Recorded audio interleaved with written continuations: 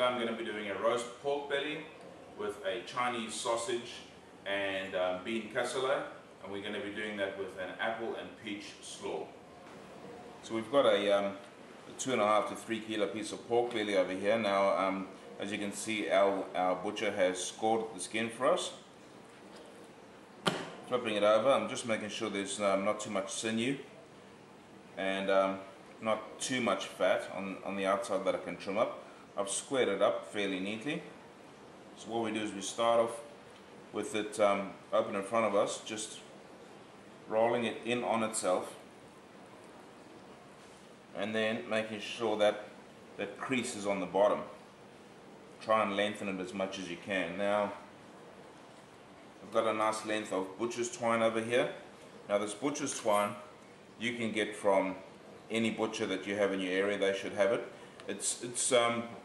It's perfect for this job because it's heat resistant. It's very important that you use a heat resistant twine. Obviously if it's not heat resistant, if it's got too much man-made fiber in it, it will melt in the oven. It will melt when it's exposed to heat.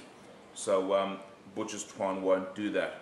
So don't use cotton or any string that you might have. It's very important that if you're going to do this, you do it with butcher's twine.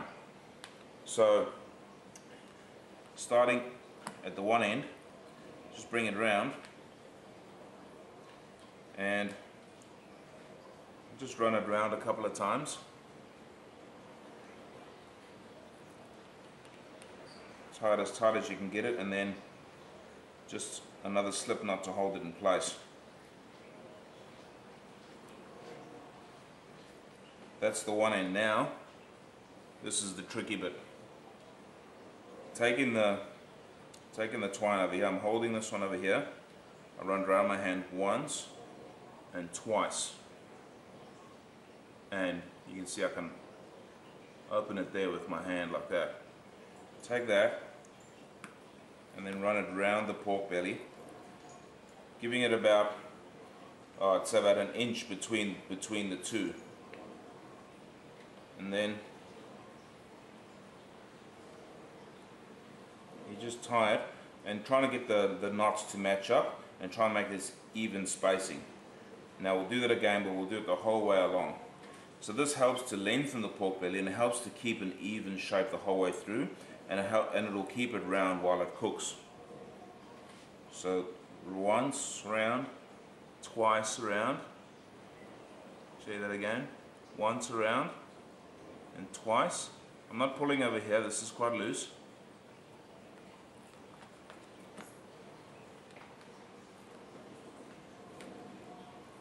And then there we go. So we keep doing that all the way around. So once you've come to the end, as you can see I've finished it there now, you flip it over and lifting that up, you just run the cord around it with each one. When you get to this end, taking that piece over there and this one, you tie those two together. We'll start off with some olive oil. Just rub that all over. Next we put on some salt. Now your salt is what's going to help that skin to crisp up. So once you put it in, just try and rub it in a bit as well. That's also why I've got the pork on a tray, on a cooling rack. It helps to keep it up, get the aeration underneath, and crisp the pork up evenly.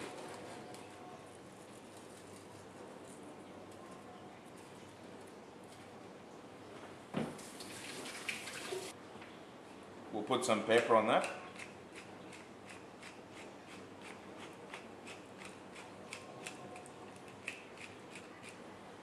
We'll just cover that with cling film and leave it on the bench for about half an hour, and that'll just help dry the skin out a bit.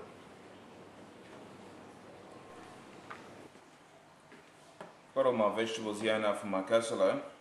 So with the capsicum, I'm just doing a medium-sized dice, just so that it's all more or less the same size as my main ingredient, which is the beans.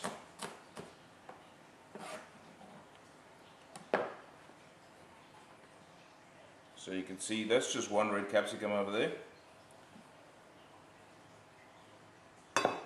So then to that we add 2 carrots as well, and we'll just do a slightly smaller dice because the carrots are obviously going to take a little bit longer to cook, and we want this all to cook at more or less the same rate.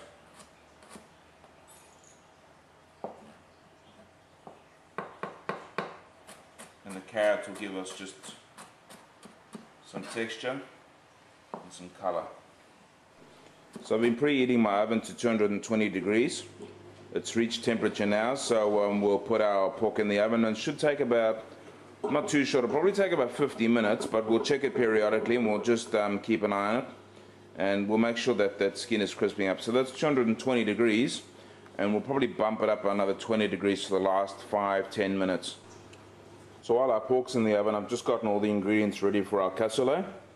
So starting up front over here, I've got lentils, I've got chickpeas, I've got kidney beans, I've got butter beans. Now I've pre-cooked all those, I've blanched them in a basic stock. So just water, thyme leaves, as you can see, half a garlic which I've boiled in there as well. Just a basic bouquet garni with half an onion as well. So I've boiled all that up just until it's quite still firm but a bit tender. Then in front over here I've got onion, thyme, chili, garlic. I've got diced capsicum that you saw me doing earlier. I've got tinned crushed tomato. Over here I've got the carrot that you saw me doing earlier, so that's going to give my dish color and texture as well. Then over here I've got a whole bunch of Italian parsley that I've chopped. And then this over here, this is chong, or Chinese sausage. As you can see, it's got a fair amount of fat in it, which will cook out, but it's going to give the cassoulet a really rich flavor. Now, if you can't get Chinese sausage, which should be in the Asian ingredient section in your supermarket, just bacon is fine, otherwise speck is fine as well. It gives the cassoulet a richness that and a slight saltiness that suits it very well. So most of the prep is done for our cassoulet now, and we'll start putting that together. The pork is going to need still another 30 to 40 minutes, so we'll slowly start putting this together, and it's going to need time to cook out as well anyway. Got a medium-sized pot here with some olive oil in it, and a medium to a high heat. I'll add my onions, my garlic, my thyme, and my chili.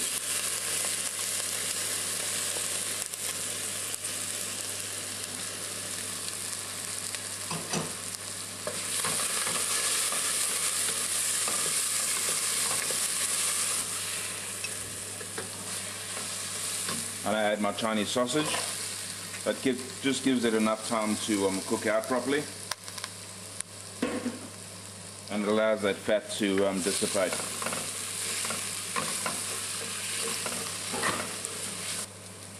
Half a bunch of chopped echalot to that as well. I've tried only to use the white down the bottom of the bunch. I'm keeping the long green bit on the top for my slaw, which will be going on top.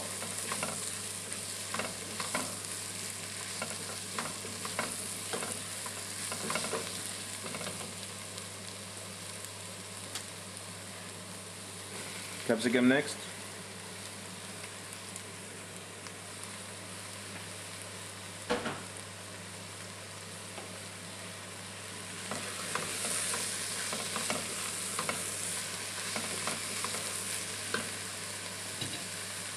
And my carrot.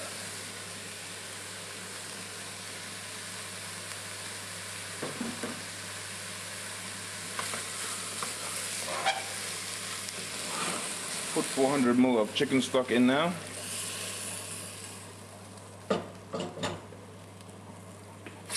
Give it a quick stir.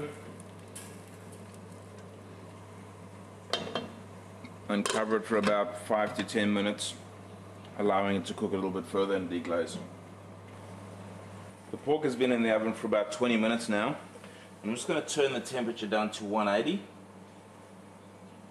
That skin is puffed up really well, and I just want to allow the pork to cook through now without burning. And then we'll check it 10 minutes before we finish. We'll probably take the temperature back up again. So our cassoulet base with that chicken stock has been cooking out for about 5 to 8 minutes now. To that we add 1 teaspoon of paprika and half a teaspoon of ground cumin.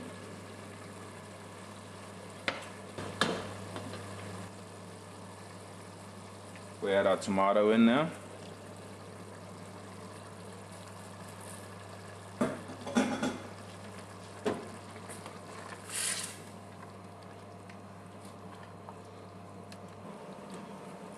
Put the lid on and wait for that to come back to the boil.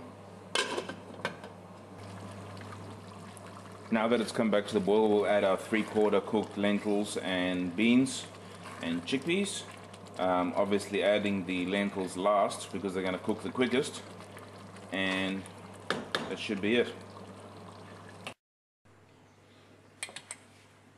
Okay, so I've just switched the stove off and I've let the cassoulet sit for about 5 to 10 minutes while I crisp that pork up.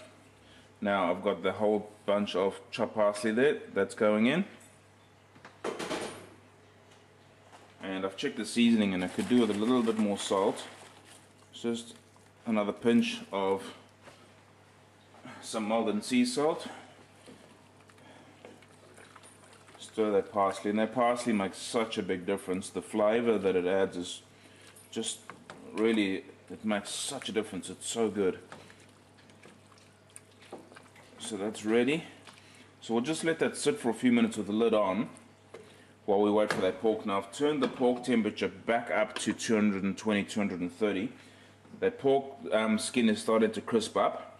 So while that's happening, we'll get our slaw done. While we're resting our pork belly, we'll get our apple and peach slaw done. Now, peaches are well into the season, and peaches are also very symbolic of good luck for Chinese New Year.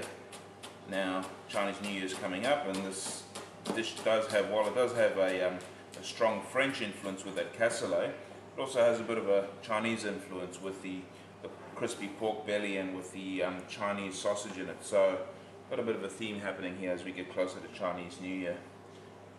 So with the peaches, we'll just take some nice thin slices, and then be julienne. You can see I'm using red apple here because I just want that color. And again, julienne. So to that now, we add Japanese mayonnaise, about a tablespoonful, and give it a good stir.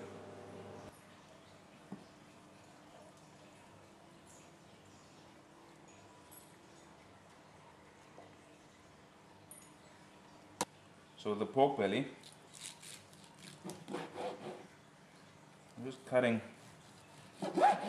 2 100-gram pieces.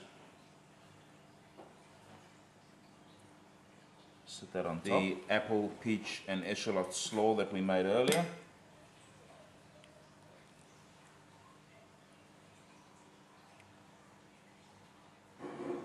So there you have it.